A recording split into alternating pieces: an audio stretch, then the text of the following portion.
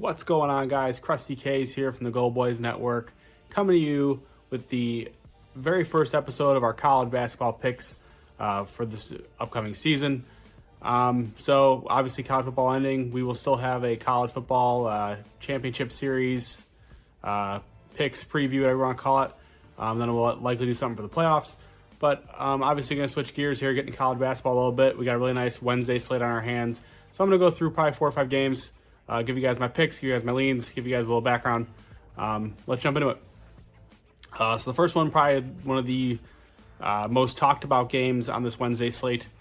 Baylor traveling to Stores, take on UConn. UConn lost 3 in a row in that MTE. Obviously, Dan Hurley, I'm sure everybody's seen it. If you haven't seen it, you probably live under a rock.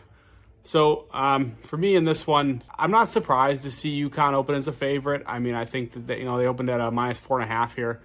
And I mean, UConn, they're at home. It's the name. They're going to get some respect regardless. And I think they're better than they looked. I think a lot of the problem was being in the MTE, there was no chance for them to really adjust. Like you lost one game, then you had to play the next day.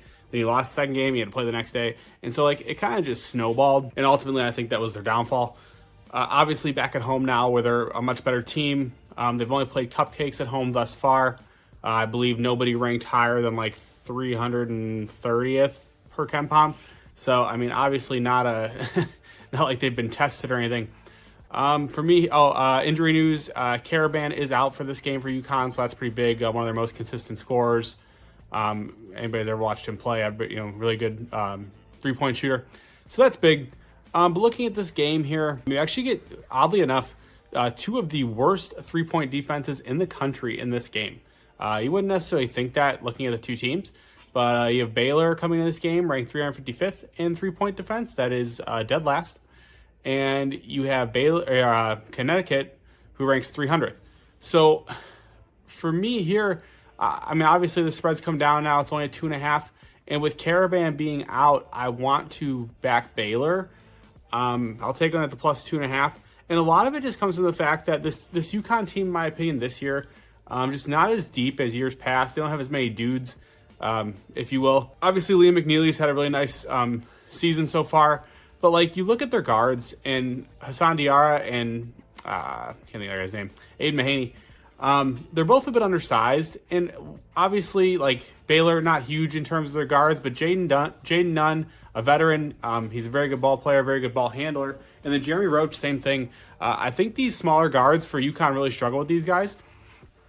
And then, I mean, in terms of the front court, I think Omer, Terrace Reed, I mean, they could very easily both just foul each other out, if we're being honest. Both definitely more on the aggressive, handsy side.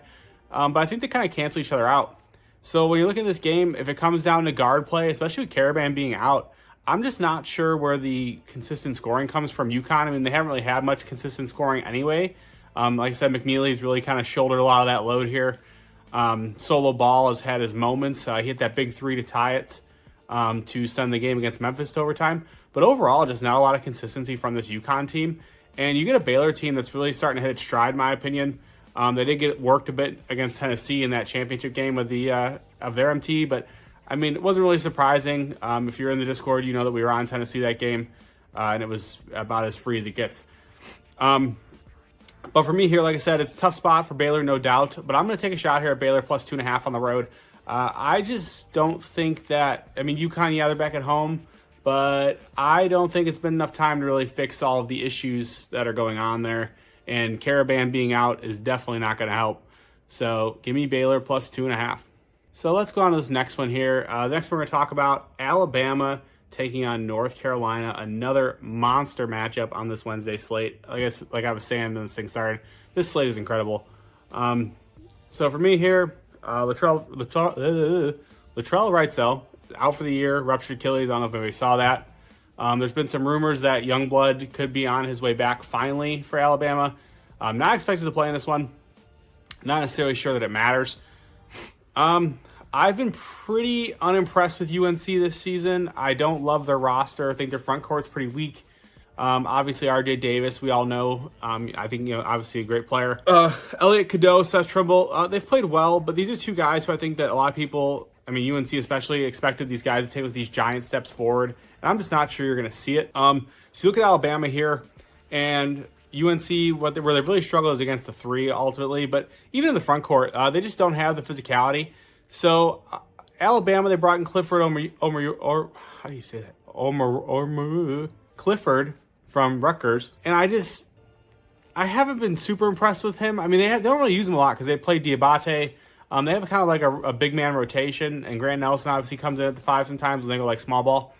So I don't know that UNC is going to look to necessarily take advantage of that spot, and Alabama's going to look to take advantage of that spot, and that's kind of like where my hang-up is in this game, because like Alabama, we know they want to drive to the basket, they want to shoot threes, and that's really all they want to do. Really, nothing in that mid-range. It's get to the rim, shoot threes. But if you've watched them lately, it's been a lot of settling for threes, a lot of Mark Sears just driving and getting fouled. And while I do think that works to an extent against this UNC team, I definitely think that's an avenue for Alabama to win this game. I have a hard time backing Alabama after how bad they looked against Oregon.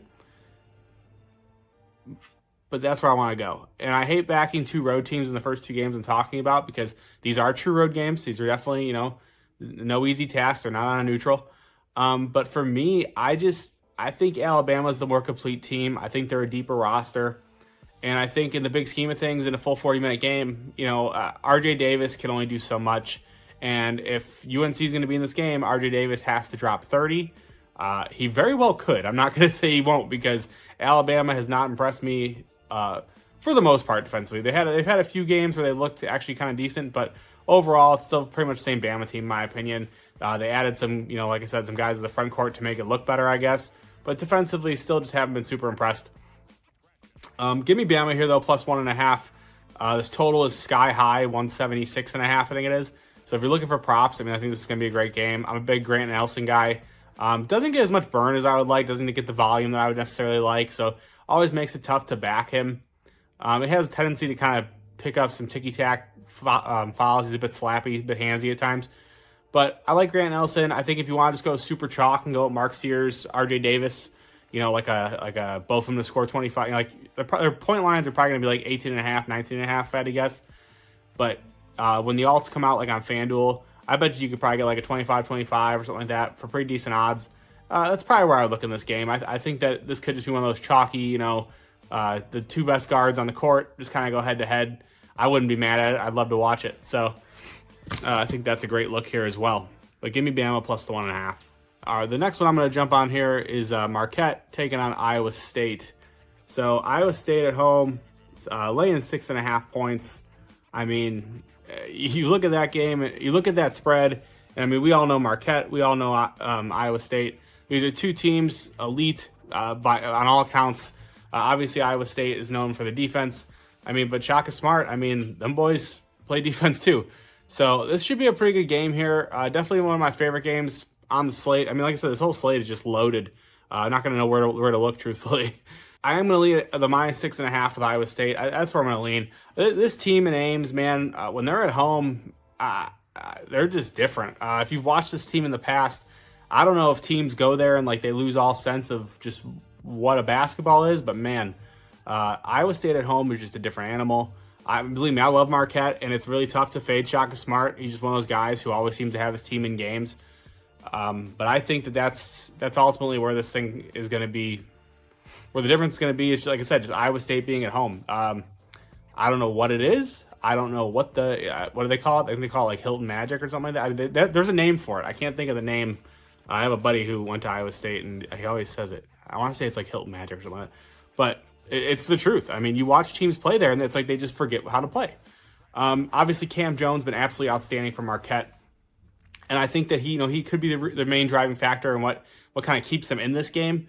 But I just think the physical play style, both these teams extremely physical.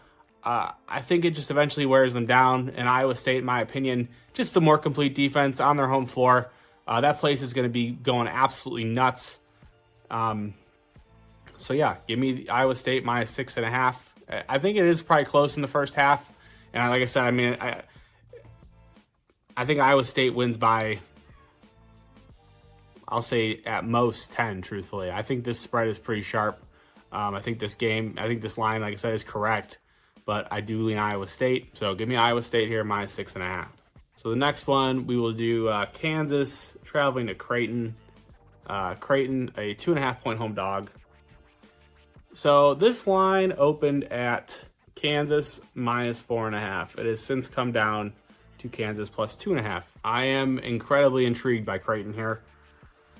Lean Creighton plus 2.5. That's what I'm going to give for this.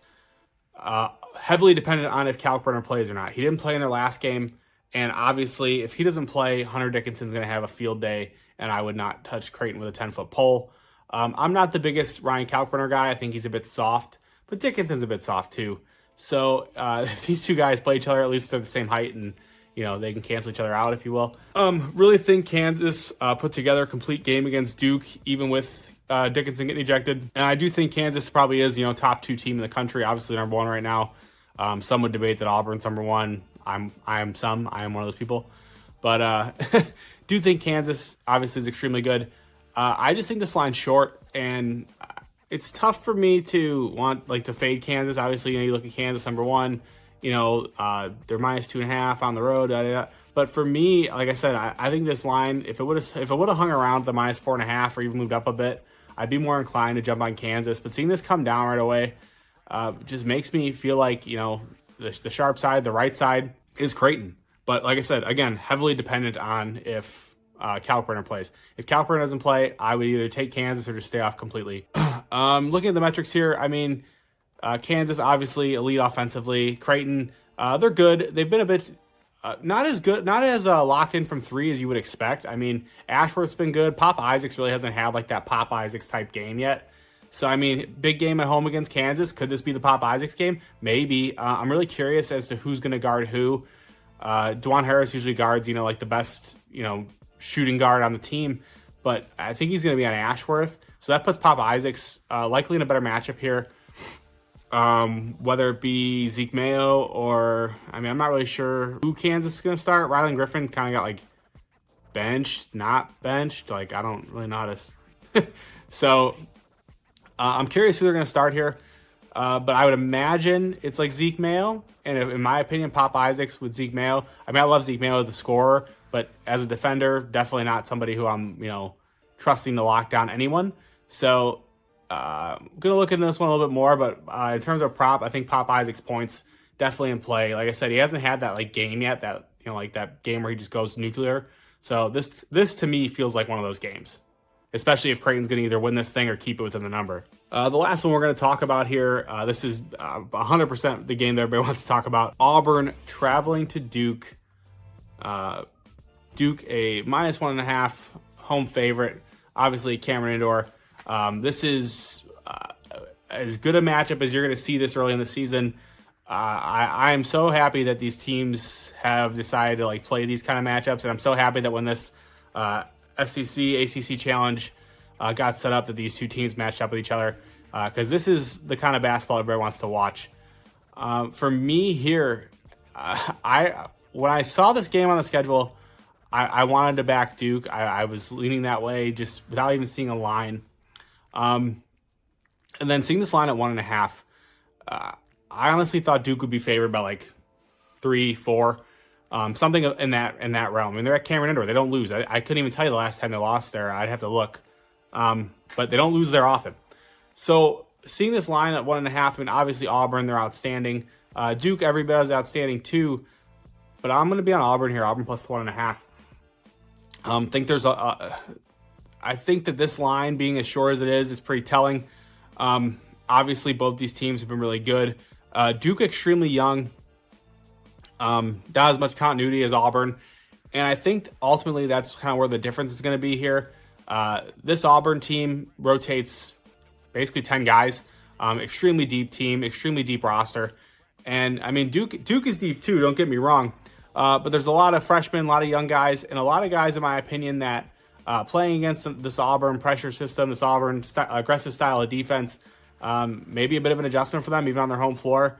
And a spot where I think, everybody already knows how good Auburn is. We all saw it. But you beat Duke at Cameron Indoor, and I I think you kind of, if you haven't put the world on notice yet, you're putting them on notice after this one. So I think this game's tight throughout. I think this game is going to be incredible to watch. But I think Auburn gets this one done. This is a spot, like I said, this line is being as short as it is. I'm going to be on Auburn plus 1.5. If you want to take the money line, I think that's fine too. I mean, I think I've only ever cashed like a plus 1.5 on the actual plus 1.5 like one time, I think. I mean, so usually if you're taking plus 1.5, you're betting them to win the game essentially. So you want right now you can get the money line at plus money. So if you want to go that route, by all means. But Auburn plus the 1.5 here.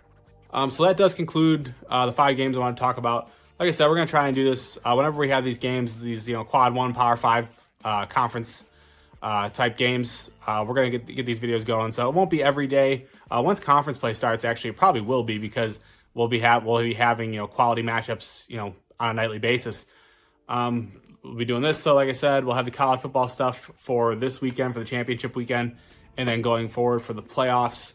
Really going to get back into my content here. I've been slacking horribly. So I know I always apologize for slacking. I'm going to apologize again for slacking, and I'm going to get on track this time. So as always, you can get all my official plays at goldboys.com. If you have a gambling problem, don't worry, Gambler. Thank you guys.